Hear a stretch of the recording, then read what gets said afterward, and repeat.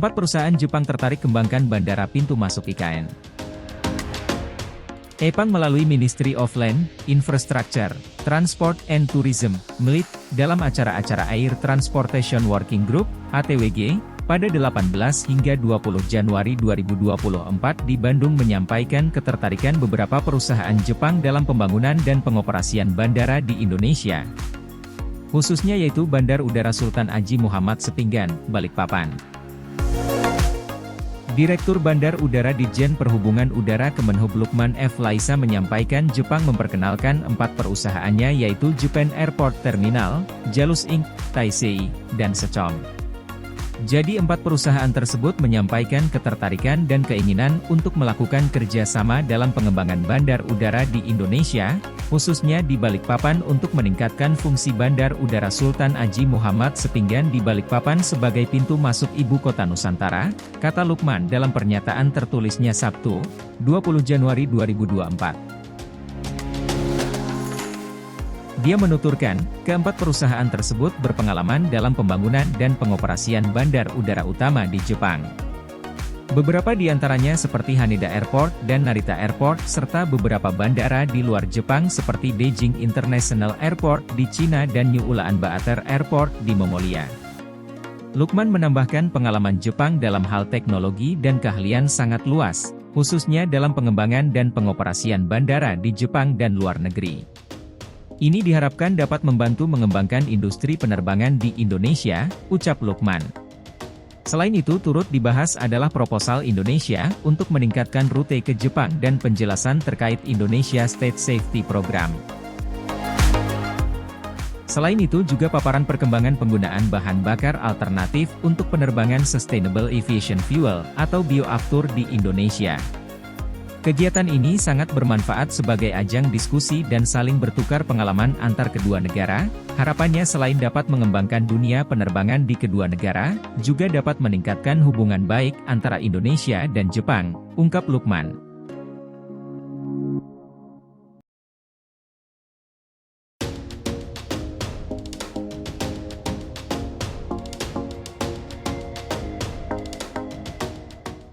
Menteri PUPR menargetkan tol menuju IKN tahap 1 selesai Juli 2024. Menteri Pekerjaan Umum dan Perumahan Rakyat, PUPR, Basuki Hadimulyono menargetkan jalan tol menuju Ibu Kota Nusantara, IKN, di Kalimantan Timur, Kaltim, tahap 1 selesai pada Juli tahun 2024 ini.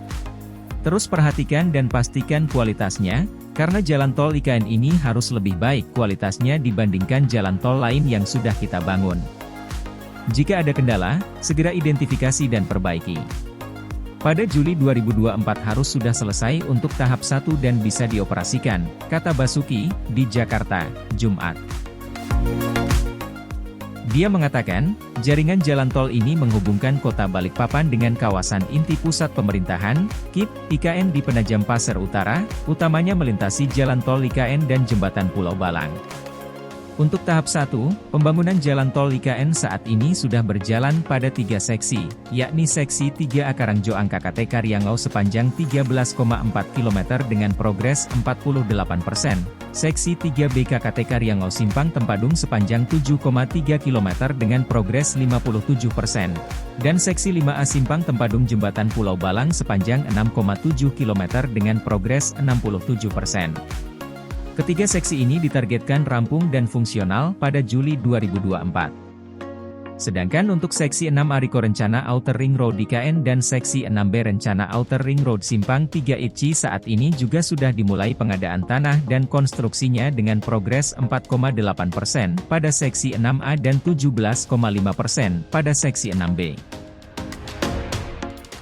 Jalan tol IKN ini akan mempersingkat jarak tempuh dari Balikpapan menuju KIP IKN yang semulanya apabila melewati jalan tol Balikpapan Samarinda, Balsam, dan lintas Sepaku membutuhkan waktu sekitar 2 jam 15 menit dengan jarak 95 km, menjadi hanya sekitar 45 menit dengan jarak 57 km.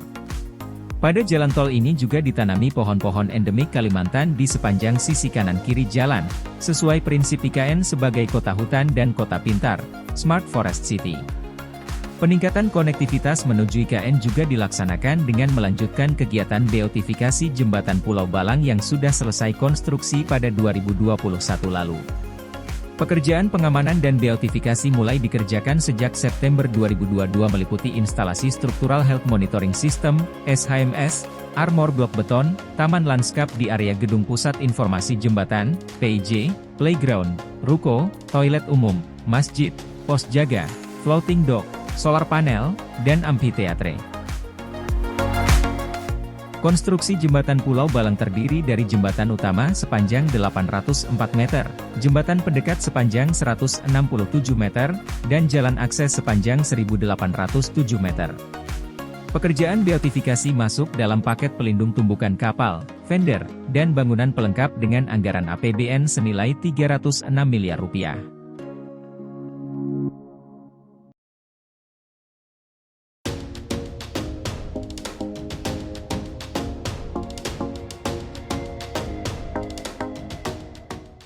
Presiden Jokowi tinjau pembangunan training center PSSI di IKN. Presiden Joko Widodo atau Jokowi meninjau perkembangan pembangunan training center, TC, Persatuan Sepak Bola Seluruh Indonesia, PSSI, di Ibu Kota Negara Nusantara, IKN, Penajam Pasir Utara, Kalimantan Timur, pada Rabu, 17 Januari 2024. Turut mendampingi Presiden pada kesempatan tersebut Ketua Umum PSSI yang juga Menteri Badan Usaha Milik Negara, BUMN, Erick Thohir dan Pelatih Tim Nasional Indonesia Indra Syafri. Presiden menyampaikan kepada media bahwa proses pembangunan TC terus dilakukan. Berdasarkan laporan Erick Thohir, Presiden menyebutkan bahwa progres pembangunan TC sudah mencapai 20% dari targetnya. Kalau kita lihat memang sudah dimulai dan sampai hari ini sudah tuntas 20%.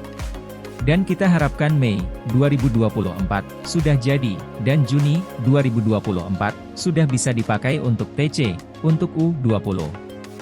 Masuk ke sini. Coach Indra Syafri juga sudah katakan siap untuk TC di IKN.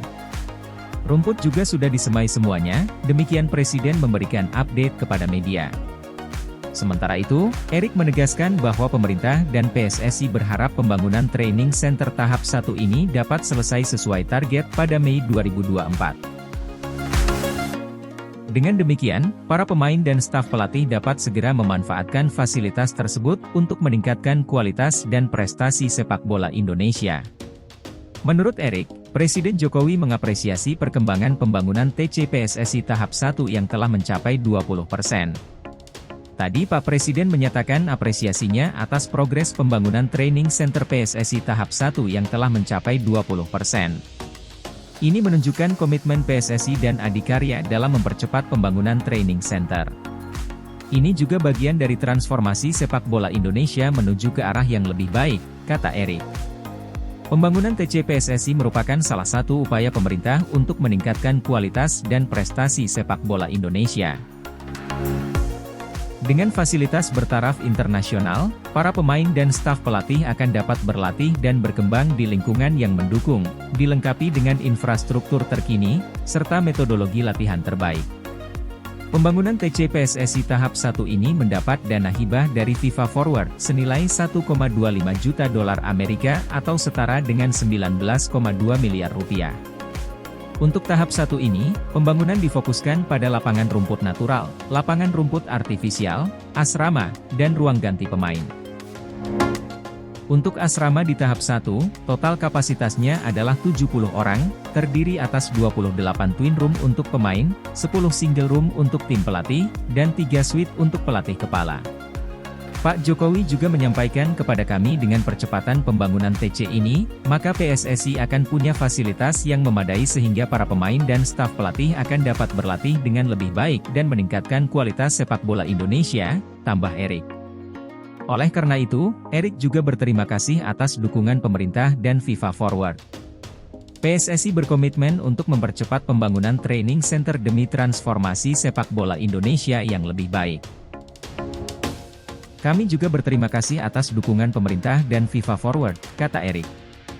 Sesuai blueprint, training center PSSI di IKN akan memiliki total 8 lapangan sepak bola, pusat rehabilitasi, dan fasilitas-fasilitas pendukung lainnya yang tidak hanya akan bermanfaat bagi tim nasional, namun juga masyarakat sekitar.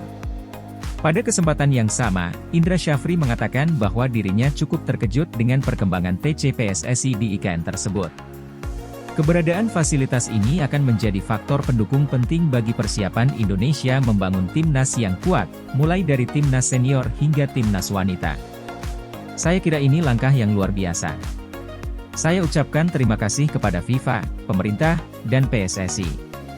Ini akan menjadi motivasi untuk kita melakukan persiapan lebih fokus lagi, katanya. Oleh karena itu, Indra Syafri pun menegaskan dirinya dan anak-anak asuhnya sudah siap tinggal di IKN.